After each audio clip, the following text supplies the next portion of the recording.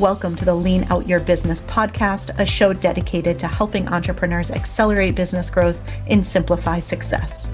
I'm your host, Krista Grasso, and I've been working with businesses for more than 2 decades to help them lean out and optimize what's working while eliminating anything that's not adding value. So if you are ready to get more time back in your day, more profit in your business, and to do business differently, growing and scaling on your terms, let's dive into today's episode. Hello, and welcome to another episode of the Lean Out Your Business podcast and the last episode of the Lean Out Your Business podcast. And before you say, what? She's stopping the podcast? I am not stopping the podcast, but I am rebranding the podcast. And I've decided that starting with our next episode, I'm going to be introducing the new branding. So this is our the end of 4 years and 221 episodes under the name Lean Out Your Business. And I'm super excited to kick things off with episode 222 with the brand new branding. So be sure to tune in next week and you'll get the big reveal of where I'm going and the direction I'm taking things. But as I shared last week, it is the same incredible content, the same great guests from an interview perspective, all designed to help you simplify your operations, simplify how you scale your business, and really ultimately live an incredible, rich, fulfilled life and scale a high impact, high profit business you love. So none of that is changing, but the name is, and I've got some fun things planned. So tune in next week. But today, what I want to talk about today is right now, you may be looking at who you need for your team as you look towards the rest of this year. You might be in a place where you're not even thinking about your team because you're still trying to figure out and get some traction with things, given where a lot of businesses are at right now. But I wanted to take a positive spin on things. I wanted to look at the possibility because even in the most uncertain times, there is so much opportunity and just so much possibility ahead when we can give ourselves the right focus and the right mental framing to try to find the possibility in the scenario and in the chaos. One of the ways I've been doing that behind the scenes in Lean Out Method and in Strategic Ops Institute is I've been expanding out my team. And technically, I don't necessarily need to expand my team today. But when I look forward towards the end of the year, when I look forward at the growth ahead of us and the way that I'm scaling out my certifications and scaling out the work that I'm doing, I know that I need to expand my team. And I really want an absolutely A+ rock star team that my clients would be equally as excited to work with the people on my team as they are working with me. And so that is what I'm currently building. And as I've been introducing my new team member who just started this week to people, and as I've been telling them about my hiring process, I've been getting asked a lot of questions. And if you've been around the podcast for a while and you know some of my team members because they've been on the podcast before, or you might even be working with them if we work together or we've worked together in the past, you know I have some pretty exceptional team members. And that is not by accident. That is absolutely by intention. And while not every single person lasts or not every single person is exactly the right fit over the long haul, all in all, I have some pretty incredible people that I have discovered and found and cultivated over the years. And part of it is really great hiring practices. Part of it is just building a vision and building an environment that people want to stay and be a part of and help grow. And part of it is an investment in the incredible people that I bring on to the team. And so what I wanted to do in today's episode is break down some of my top tips and some of the things that have been working really well for me in the hiring process. And these are also things that I share with my clients. They're things that I teach people in my certification program. Right now, those who are in the CSOO, the Chief Strategy and Operating Officer certification, they're learning the whole Lean Dream Team system and how to not only build a Lean Dream Team, but also how to transform any team within a business into a high performing and self-led team. And this is something that I'm now shaping what it's going to look like for my SOM certification, my scalable ops manager cert that's kicking off at the end of April. So team is something that I just think is so integral to being able to scale in a sustainable way that it's not only something that I work with my clients on when I work with them directly, but it's something I teach everyone in my programs and in my certifications to be able to do because I think it's just such a game changer in businesses. And while I have a lot of frameworks, you might have heard me talk about the ITE hiring framework or the 4 levels of team in the Lean Dream Team pyramid. If you just go back and search on team in the podcast, you will find all sorts of incredible episodes where I break those things down. Today, I more wanted to go through the hiring process and the way that I approach hiring. And again, maybe you're hiring now, maybe you can't even think about that yet. Bookmark this, think through, and just kind of stay open to this approach the next time that you're hiring or if you're helping a client to hire. So, the very first thing that I do, and this can be so incredibly challenging to do sometimes, and it is probably one of the most challenging things for me to work with clients on, is to be patient in the hiring process. What I find most people do is they reactively hire instead of proactively hire. So by the time they're making a hiring decision, the business is on fire, everything is just an emergency and chaotic, and they needed somebody like 2 months ago. And so it puts them in more of a reactive state, which means they are not always making the best hiring decisions because when you need someone desperately, anyone who seems halfway decent feels like, yeah, I'll just hire them. They'll be great. Fine. And you tend to either overlook certain red flags or overlook things in the hiring process, or you're not as thorough in the hiring process because you need someone so quickly. So, the very first thing that I always recommend is be patient with the hiring process, even when you have an urgent need. And while I did not have an urgent need, I did have someone move off of the team. So her responsibilities transferred to the rest of us who are left on the team. So we all wanted somebody hired. And although it didn't need to happen immediately, we all were very much looking forward to somebody coming into the team because every single one of us, myself included, took things on so that nobody was completely overloaded and we were able to kind of spread the responsibilities around. So every one of us is now breathing a sigh of relief that we have a new person on the team.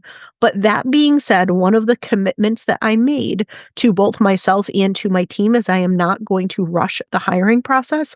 I am going to find the right person. And if I find the right person tomorrow, great. If I find the right person 3 months from now, great. Took about 2 months.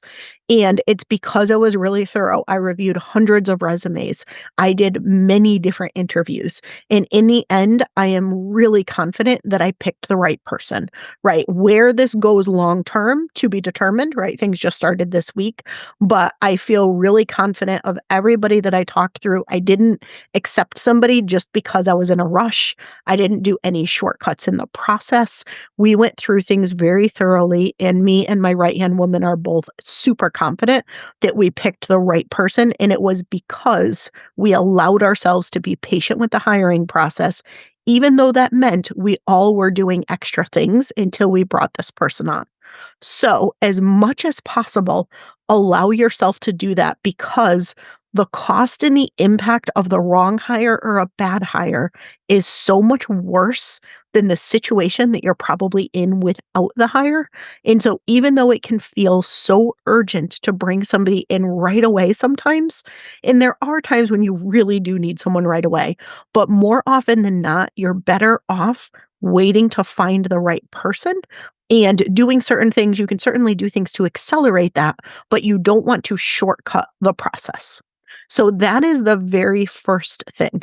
The second thing is you have to be crystal clear on what you want and what you don't want. And when I say that, that might sound kind of obvious, but I can't tell you how many people are like, well, I need somebody to do social media. Okay, great. What kind of social media? What platforms do you want to be on? What's your goal with social media? What sort of skills do they need? Do you do a lot of video? Do they need to have video editing skills? Do they need to be a good graphic designer? Or do you do primarily videos?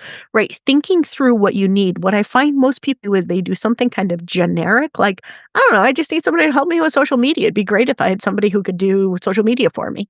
And then they put out a job description. They aren't entirely clear on what it is that they're looking for. So it's really hard to assess if somebody's the right candidate. And then they end up basically defining the role based on the skill that the person has. So they might not even have had YouTube on their radar, but the person they interviewed talks about YouTube and they're like, yeah, I'm bringing this person on now and they're going to do YouTube for me. I'm like, great. I thought you were talking about Instagram or I thought you were talking about LinkedIn. Right. And so they end up starting off kind of vague and letting the person that they hire almost define what they do based on the skill they bring to the table. Instead, what you want is crystal clarity in exactly what you're looking for. Like, what are the responsibilities that you are looking for done on the team? What are the gaps that you are trying to fill for? What are the opportunities that you are trying to fill for? Right? Usually, when you're hiring, there's several different reasons why you hire. But sometimes you're trying to fill gaps on the team. Sometimes you're trying to just be able to do more of what you're already doing and expand capacity. Other times you're trying to add new skills and new capabilities that your current team does not have or does not have time to be able to invest in learning and taking on, right? So there's different reasons for hiring, but be clear on what those things are that you're doing, right? Do you just need somebody who can do more of what you already do? Is it a specific skill set that you don't have on the team today? And what does that need to look like? How experienced do they need to be coming in? Or is it a gap that you're trying to fill? And if you're filling a gap, think about who they need to work with and just think really holistically about the role itself, about the responsibilities itself, and be really clear about the type of experience that that person needs to bring to the table. So I'm going to give you an example. A lot of times when I'm hiring, I will hire people overseas. And it's because I can get more of someone for the rates that I'm able to pay than for a US person. Now, I have a blend. I have a blend of team members kind of from all over the world. I have team members from South Africa. I have team members from the Philippines. I have team members from Greece. I have team members from the US. I had team members in Turkey, right? So I have team members from all over the world. And what it does is by bringing in somebody who's overseas for certain roles, I'm able to pay other people at more of a premium rate that are local. It allows me to blend things really well, and it gives me a lot of good scaling power with really incredible people on the team. And so anytime I'm looking overseas, though, one of the things that I've learned in doing a lot of hiring in that way is I want somebody who has worked with a US-based company before, and I want somebody who has worked with a coaching, consulting, or service-based business before. If I am the first one that they're working with, either in the US or the first one that I'm working with in the coaching, consulting, online space, that ends up being a tough transition for them and a big learning curve for them, regardless of how much experience and skill they bring to the table. So think about that as well when you think about what you want. Not just what the role is, not just what the responsibilities are, but what the type of experience is you want them to bring to the table. And also look at the depth of experience. One thing that you've probably noticed, especially if you hire in the Philippines, I always get a huge chuckle out of this when I'm looking at somebody. Every single person is an expert. They're expert level. And the way that when you like read, it's like, I'm an expert. I've been doing this for 3 months. I'm an expert. I just learned how to do this 6 months ago. If they've been doing it longer than 6 months, it's a small miracle, but they all consider themselves an expert because they've been doing it for 6 months. And I see this everywhere, but I see this mostly in a lot of the candidates that I'll interview or talk to in the Philippines. And so think about what is the level of experience you really want. I typically will not bring someone into a role who has not been doing it a minimum of 5 years. And so I want somebody who's more seasoned in the work that I'm doing. So that's something that I always test for and look for. Sorry, but 3 months does not make you an expert in my mind. And so I want someone who is not necessarily an expert, but who is definitely at more of an advanced and highly skilled level, regardless of what the role is that I'm hiring for. They just bring a certain level of maturity and ability to handle different scenarios and handle different things that somebody who is newer and earlier in their career has not yet had the kind of cycles and the time and the experience to know how to handle yet. And I find that I get more freedom when I bring people in who are more seasoned and are more experienced and have been doing things a while. For some roles, you need to have at least 10 years experience. So again, if I'm just making a quick knee jerk reaction, I might end up cutting and sacrificing in some of those areas and then end up with someone who I get in quicker, but is going to end up taking way more of my time or way more of Jessica's time or way more of other people on the team's time and may not end up working long term. I'd rather have higher expectations and be slower in the hiring process looking for just the right person because I can find somebody who can step right in and be more independent in the way they work much more quickly without needing as much time with me or the rest of the team to come up to speed and plug right in and just fit well within the team unit. So that to me is something that is super important. So this goes beyond just asking ChatGPT to create some random job description for you. This is really getting clear on and thinking through exactly what you want and exactly what you don't want. Now, there are times where you may choose to make an exception because you just happen to interview a candidate and you're like, they are my person. I know they've only been doing this 3 years. I really wanted someone with 5, but they're my person. And that's fine. You can always make exceptions, but I always like to start with what I feel is the ideal fit and the ideal criteria. And then from there, if I'm making a different decision, at least I'm doing it intentionally instead of accidentally because I'm in such a rush to get someone hired. I'm just overlooking things. And I mentioned making sure that you find the best fit candidate, right? At the end of the day, that's always what I'm looking for. That's what you want. So, in order to do that, make sure that you're looking beyond skill. A lot of times, this is going to sound strange, but skill is actually one of the last things that I care about. Now, for certain roles, you need somebody who has the experience and who could come in and hit the ground running, get that for sure. But that being said, most skill can be taught. Things that cannot be taught are things like culture fit, things like attitude, right? You want to make sure that you are looking beyond just can they do the job, and you want to make sure that you're looking at how well are they going to fit within your existing culture and within your existing team. You always want somebody who is going to elevate the dynamic of the current team, not somebody who is going to bring that team down or disrupt. Now, of course, anytime you introduce somebody new into an existing team, doesn't matter how amazing or how much of a rock star they are, it's always going to cause some disruption in the beginning because that team has probably gone through the forming, storming, norming, performing thing. They're probably at a place where they're performing. You introduce someone new in the mix, it kind of resets things all over. They have to learn each other. So there's always going to be some degree of disruption. You kind of can't get around that. But that being said, is the person going to be a long-term team amplifier or a long-term team detractor? And you want to make sure that you're thinking through those things and making sure that you're fitting just that right person who fits into the team ecosystem and will actually strengthen things. Now, there's a prior episode that I released where I shared my team-based values. That's a big piece of this for me. I always make sure that they match the team-based values, and as long as every single person on the team aligns with those values, I find most people on the team tend to fit really well together. So go back, that was episode 171. If you've not listened to that one, highly recommend that you listen to it. There was a workbook that went along with it as well that you could get. I tell you how to get it in the episode. And go ahead and create your own team-based values if you don't have any. I put those right in the job description, and I make sure that as I'm doing my interviewing, I ask questions that really test out how aligned are they with those team-based values. Now, yes, that's not to say they shouldn't have the skill. You want them to have the skill, for sure.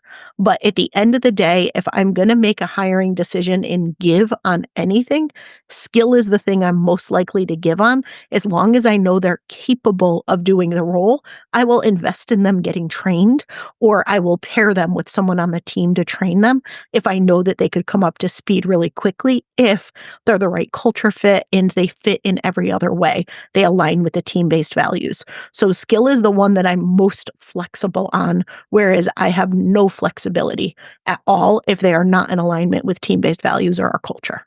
One of the other things that is super important to do is to hire for beyond the immediate need, beyond the now. And what I see people doing a lot, as I shared, a lot of times they wait a really long time to hire. And by the time they hire, it's kind of desperation mode. It's very reactionary. It's, I just need to get somebody in right away. And what can end up happening is they're just thinking about the immediate need and removing or lightening the current pain that they're experiencing that this person is going to come in and help alleviate, right? But what they're not always doing is thinking forward and thinking, what is the role for this person long time? Is there a role for this person long time?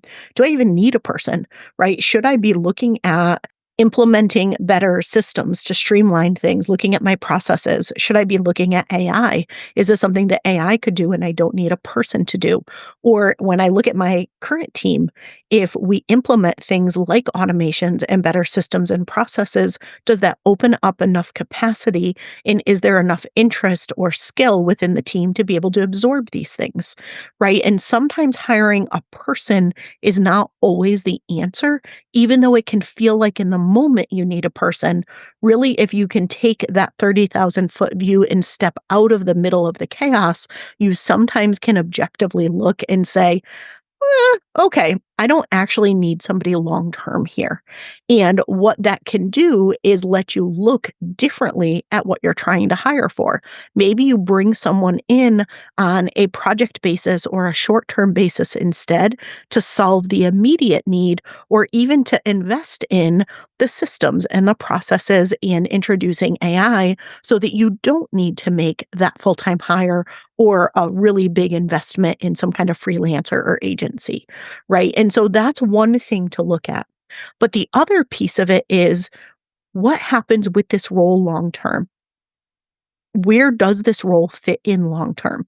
Is the thing that you're hiring for something that you need long term? And when you look at the growth or the scale ahead of you in your business, how is that role going to evolve and transform over the next maybe 1 to 3 years, right? You don't need to look 20 years into the future, but look out a little bit further than right now and make sure that you're assessing if the person you're bringing in is aligned with where you want to take it. Can they, in your opinion, right? You don't know until you get to it, but based on everything that you've talked to them about in the interview process, based on their past experience and trajectory of their career, based on everything that you see, do you feel like with the right training, or with the right support, they could grow into where you see the role going? And is it something that is aligned with their interests and what they would want? Or are you going to have a problem where 6 months from now, that person is going to end up leaving because the role is going to grow beyond what they're either capable of or interested in? So I am always looking to the future for anybody that I hire. And something else that I do, this is kind of an extension of this one, is I very rarely bring someone in who has all of the knowledge and all of the expertise and all of the everything perfect day one, because I intentionally want to send them through my training and certification programs. I want them to learn what I teach my clients. My team all gets trained in exactly what I do with my clients. They learn the lean scaling system. The person that I just brought on is going through the Scalable Ops Manager certification along with the cohort of people that's kicking off at the end of April. So she will be going through and getting certified herself. Jess, who works with people in CSOO, was previously certified in CSOO. And so I only let people work with clients, and I really only let people do anything client support related, even behind the scenes, that have gone through and know my methods inside and out and know my programs inside and out. I want them to be skilled in how I do things and how I approach things because I approach scaling in such a more simple way than most businesses do, right? It is designed specifically for small businesses and for the challenges that they experience as they navigate through that messy middle period. And traditional things that people do for scaling, honestly, add more complexity and more noise and more chaos and just end up bogging down a business and making things just so much heavier than they need to be. So to me, hiring a scaling expert on my team, not exactly what I want. But do I want them to become a scaling expert? I sure do.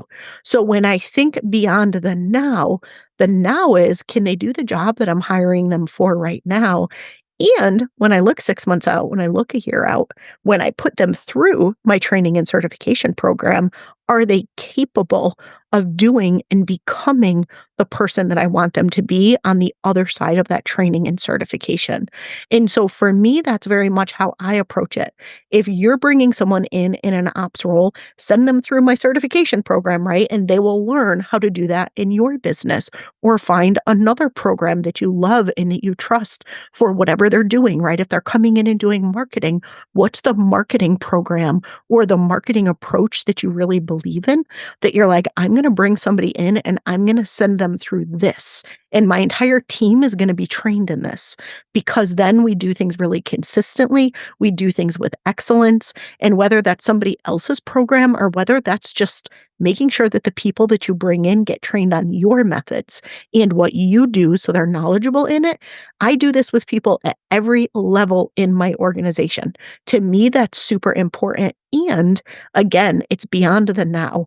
They might not necessarily need it for 80% of their current role, but it makes them really knowledgeable about my business. It makes them able to support any client or do a whole lot of things that they wouldn't normally be able to do. And it creates growth potential for them in their role, and it allows me to grow my team by promoting people up within the organization.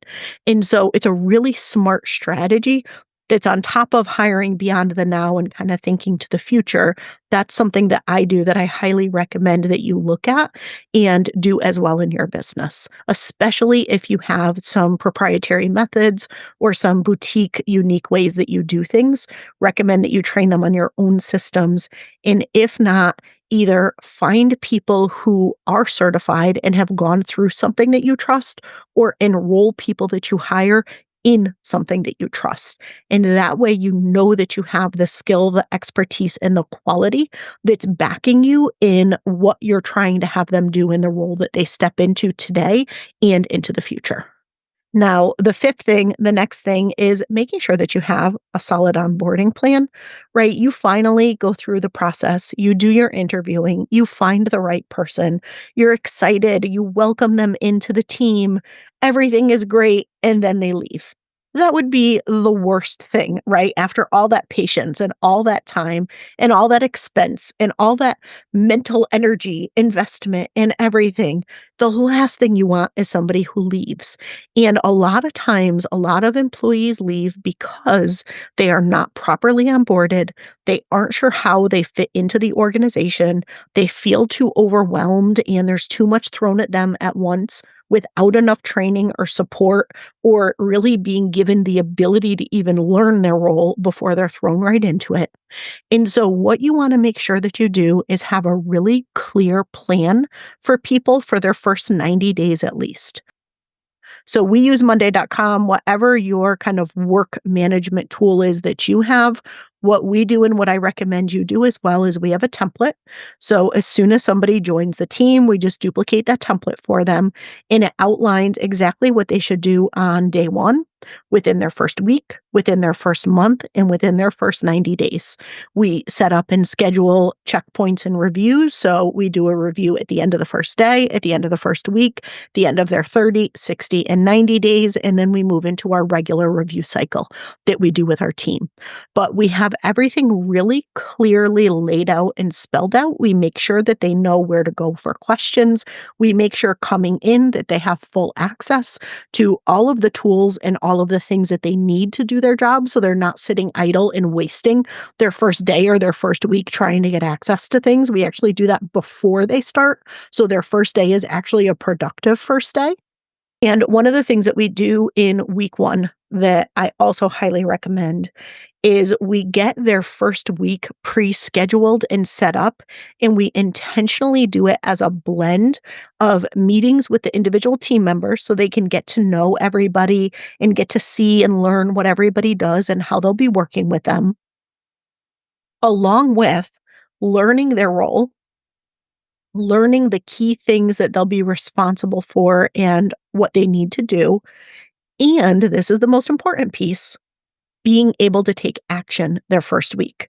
The mistake that I see a lot of businesses make is they'll have somebody come in and they basically give them 3 years worth of content dump in videos or a playbook or something and say, go learn all of this. And then they expect by week 2 that that person is an expert in their role and in their business. And the reality is you cannot possibly remember or process most of those things if you're not actually doing them. I tend to give people an overview of their entire role and all of the things first, and then we go piece by piece, kind of big responsibility by big responsibility. And I don't have someone take everything on day 1 or week 1 because I want them to master a few things first to get comfortable with it, and then we layer in the next ones. And then we layer in the next ones. But in the week 1 especially, it's a blend of not just learning, but doing what they're learning so that they cement that knowledge in and they have familiarity with it. And they're much more likely to remember it and be able to do it again than having it be one of 40 videos that they watched in their first week that they won't remember. So that investment in proper onboarding and in proper welcome of somebody onto the team goes a long way in minimizing the risk of them potentially leaving. It sets them up for success. It sets the business up for success. And on the off chance it was not the right hire, you usually know by the end of week 1, right? If you onboard somebody properly, you could see how they react to things, how they process things. You can see how things move forward. That first week is pretty indicative of what the rest of the experience with that person is, but you don't get to really see those characteristics or traits if you either throw somebody into into the wild with no preparation or nothing, or you just basically lock them at their computer to do nothing but read and watch things and just trying to learn everything at once. You're not going to get a good feel for what it's like. You want to kind of put them right into the mix, get them talking to people, get them learning, but get them doing right away as well. And then I know I promised 5 tips. I'm going to throw a 6th one out there anyway, because I do think this is important. And quite often, when you are being patient in the hiring process, when you are allowing yourself not to jump right in and do a urgent type hire or a reactive type hire, then that does probably mean that you and or your team are taking on extra responsibilities until that person is hired. I know that was true for us before we just finally made this hire. And so what I always recommend is appreciate your existing team. Let them know that you recognize and appreciate that they have taken on extra work. Remind them that it is temporary. Remind them that things will be transitioning to the new person. Also set expectations that it's not like if they start on Monday, this person stops doing that thing on Monday. It's going to be a transition and they need to continue to own that outcome until the new person is fully up to speed and able to take that over. But use this as an opportunity to appreciate all of the incredible work that your team does and everything that they do to help you grow and help you scale the business, and acknowledge and appreciate any of the extra work that they've been doing while you've been going through this process and trying to find the right candidate, and the work that they're going to be doing to help bring this person up to speed and really welcome them into the team and help drive the success of the business going forward.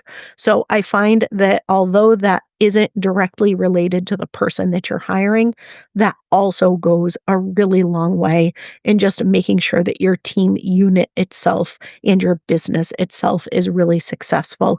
And when they feel good about what they've done and when they have clarity on what it looks like and how they're going to transition things or how they're going to work with the person who's coming into the team, it also helps them build that relationship in a really positive way and really help build, strengthen, and maintain that high performing team culture that is so important to develop and have in your team.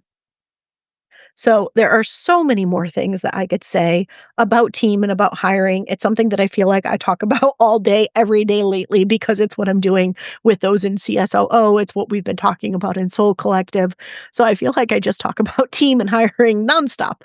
But I love this kind of stuff. And I do think that there is very much an art and a science to building the right team in the hiring process and then leading that team throughout their entire journey of working for you and working with you, and also turning that team into a really high performing team that you fully trust in and who can take that beautiful big bold vision that you have and bring it to life, whether you've got a rock star right hand person that's the one primarily leading them or whether that's still you.